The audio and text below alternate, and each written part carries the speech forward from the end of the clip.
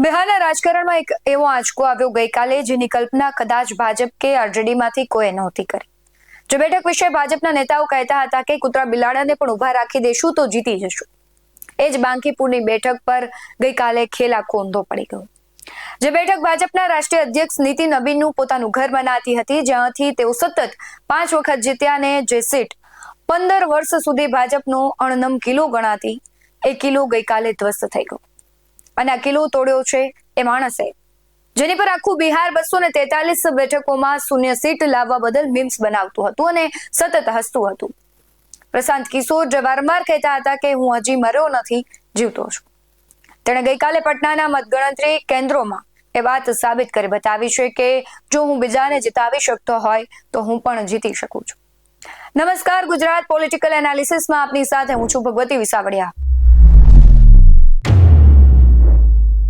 ચૂંટણી પ્રચાર, social media narrative અને ડેટાની રમતનો એવો માસ્ટર સ્ટ્રોક જેણે છેલ્લા એક દાયકામાં ભારતીય રાજકારણની પરિભાષા જ બદલી નાખી છે. 2014માં ભાજપ, 2015માં બિહાર મહાગઠબંધન, 2017માં પંજાબ, 2019માં આંધ્રપ્રદેશ અને 2021માં બંગાળ અને તમિલનાડુ. જ્યાં હાથ અડાડ્યું ત્યાં સત્તા બદલાઈ ગઈ. વાત થઈ રહી છે દેશના સૌથી ચર્ચિત પોલિટિકલ સ્ટ્રેટેજિસ્ટ અને હવે નેતા બની ચૂકેલા પ્રશાંત કિશોરની. પરંતુ પડદા પાછળ રહીને ચૂંટણી જીતાડનારા પીકે જ્યારે પોતે સીધા રાજકારણના અખાડામાં ઉતર્યા, ત્યારે શું થયું? બાંકીપુરની બેઠક પર તેમણે એવો કયો પાસો પલટ્યો કે ભાજપનો 15 વર્ષ જૂનો ગઢ છે ધ્વસ્ત થઈ ગયો. ભારતીય રાજકારણમાં ચૂંટણીઓ આવે એટલે માત્ર રાજકીય પક્ષો કે નેતાઓની જ ચર્ચા નથી થતી, પરંતુ પડદા પાછળ રહીને આખી ચૂંટણીનો પાસો પલટી નાખનાર માસ્ટર માઇન્ડની પણ ચર્ચાઓ થાય છે. અને આ ક્ષેત્રમાં જે એક નામ સૌથી વધુ ગુંજે છે એ છે પ્રશાંત કિશોર. મૂળ બિહારના બક્સર જિલ્લાના વતની પ્રશાંત કિશોર રાજકારણમાં આવ્યા એ પહેલા યુનાઇટેડ નેશન્સ એટલે કે યુએનમાં પબ્લિક હેલ્થ સ્પેશિયાલિસ્ટ તરીકે કામ કરતા હતા. પરંતુ 2014ની લોકસભા ચૂંટણીમાં તેમણે નરેન્દ્ર મોદી માટે ચાય પે ચર્ચા અને 3D રેલીઓ જેવા કેમ્પેન ડિઝાઇન કરીને ભારતમાં પ્રોફેશનલ ઇલેક્શન મેનેજમેન્ટનો નવો યુગ શરૂ કર્યો. એ પછી નીતિશ કુમાર, મમતા બેનર્જી, જગનમોહન રેડ્ડી, કેપ્ટન અમરિન્દર સિંહ અને એમ.કે. સ્ટાલિન જ્યાં પણ પીકે ગયા, તેમણે ત્યાં પોતાની રણનીતિનો ડંકો વગાડ્યો. પ્રશાંત કિશોરની રણનીતિઓ આટલી સફળ કેમ રહે છે તેના 5 કારણો છે. પહેલું છે કે દરેક બૂથ સ્તરનો જમીની ડેટા એકત્રિત કરીને તે વિપક્ષી જે નબળાઓ છે તેને શોધતા હોય છે. બીજો છે પક્ષ કરતા નેતાના ચહેરા પર ચૂંટણી કેન્દ્રિત કરવી, દાખલા તરીકે અચ્છે દિન, બિહાર મેં બહાર હે.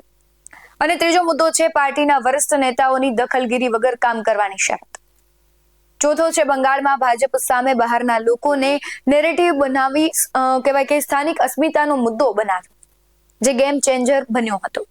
અને પાંચમો છે કે તે ક્યારેય ઓફિસોમાં બેસીને નથી કામ કરતા, તે ડોર ટુ ડોર છે કેમ્પેનનું આયોજન કરતા હોય છે. પરંતુ પશ્ચિમ બંગાળની જીત બાદ પીકે ચૂંટણી મેનેજમેન્ટ છોડવાની જાહેરાત કરી અને બિહારમાં પોતાની જમીન તૈયાર કરવા લાગ્યા. નવેમ્બર 2025માં જ્યારે તેમની પાર્ટી 243માંથી શૂન્ય સીટ લાવી, ત્યારે આખા બિહારમાં તેમની ભારે મજાક ઉડી હતી. લોકો કહી રહ્યા હતા કે બીજાની દુકાન ચલાવનારો પોતાની જ દુકાનનું શટર ન ઉઠાવી શક્યો. ભાજપના નેતાઓ ત્યાં સુધી કહેવા લાગ્યા કે બાંકીપુરથી તો કૂતરા બિલાડાને ઉભા રાખીશું તો પણ જીતી જશે, પરંતુ પ્રશાંત કિશોરે ત્યાં જ કહ્યું હતું કે હું હજી મર્યો નથી, જીવતો છું. અને ગઈકાલે એ જ બાંકીપુરમાં પીકે ભાજપના રાષ્ટ્રીય અધ્યક્ષ નીતિન નવીનનો 15 વર્ષ જે જૂનો ગઢ છે તેને તોડીને ઐતિહાસિક જીત નોંધાવી છે.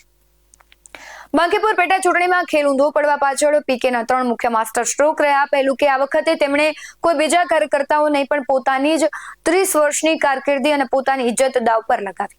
જનતાએ પોતાના ખિસ્સામાંથી દાવ લગાવનાર પર ભરોસો મૂક્યો અને બીજું કોઈ સહેલી કે નબળી સીટ શોધવાને બદલે તેમણે સીધી જ ભાજપના રાષ્ટ્રીય અધ્યક્ષના હોમ ગ્રાઉન્ડમાં સિંહની બોર્ડમાં પગ મૂક્યો.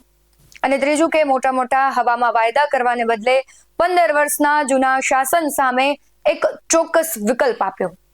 માત્ર 34% મતદાન થયું અને બદલાવ ઈચ્છતા મતદારોએ પીકેના પક્ષમાં નિર્ણય આપ્યો. આ પરિણામ માત્ર એક પેટા ચૂંટણીની જીત નથી, પરંતુ 2 મોટા પક્ષો માટે બહુ મોટો આંચકો છે. ભાજપ માટે આંચકો એટલા માટે છે કે દેશમાં મેસેજ ગયો છે કે ભાજપના રાષ્ટ્રીય અધ્યક્ષ પોતાનું જ ઘર ન બચાવી શક્યા, જેને વિપક્ષ આ મુદ્દાને આગામી ચૂંટણીનો જે સમય આવશે ત્યાં સુધી ચગાવશે. તો બીજી તરફ આરજેડી એટલે કે તેજસ્વી યાદવ માટે બમ્પર આંચકો એ છે કે ભાજપથી નારાજ જનતાએ આરજેડીને બદલે પ્રશાંત કિશોરને પસંદ કર્યા. આરજેડી સીધા ત્રીજા નંબરે સરકી ગઈ છે. જે વિપક્ષની ખુરશી 30 વર્ષથી લાલુ પરિવારના નામે બુક કરવામાં આવતી હતી, માનવામાં આવતી હતી, ત્યાં હવે પ્રશાંત કિશોરે મજબૂત દાવેદારી નોંધાવી છે. રાજકારણ અને ક્રિકેટમાં બંનેમાં એક જ નિયમ છે કે ક્યારેય કોઈ વસ્તુ કોઈને કાયમી નથી મળતી અને કોઈ માનવી પણ નહીં. અને બિહારની જનતા છે ખૂબ ઈશાણી છે. જો તમે કમિટેડ છો બિહારની જનતા સાથે તો તે કહેશે કે હમ આપકે હૈ સનમ, અને જો સ્વયંમાં અહંકાર આવી જશે તો જનતા કહેશે જય હિન્દ જય ભારત. પ્રશાંત કિશોરે કહ્યું હતું કે વાર્તા હજુ બાકી છે અને બાંકીપુરના પરિણામે બિહારના ભવિષ્યના રાજકારણનું પહેલું પાનું હવે લખી દીધું છે. બિહારની આખી જીતને લઈને તમારું શું માનવું છે? શું ખરેખર કોઈ પોલિટિકલ સ્ટ્રેટેજિસ્ટ પોતાની દમ પર ચૂંટણી જીતી શકે કે પછી આખરી નિર્ણય જનતાનો જ હોઈ શકે? તમારા વિચારો શું છે? કમેન્ટ સેક્શનમાં જરૂરથી જણાવજો. હાલ પોલિટિકલ એનાલિસિસમાં બસ આટલું જ. બાકી આવા જ વધુ અહેવાલો સાથે ફરી મળતા રહીશું. તમે અમારી યુટ્યુબ ચેનલને સબસ્ક્રાઇબ કરવાનું અને ફેસબુક અને ઇન્સ્ટાગ્રામ પર ફોલો કરવાનું ભૂલશો નહીં. બાકી અમને અપડેટ્સ મેળવવા માટે આપ જોતા રહો BS9 ન્યૂઝ. નમસ્કાર.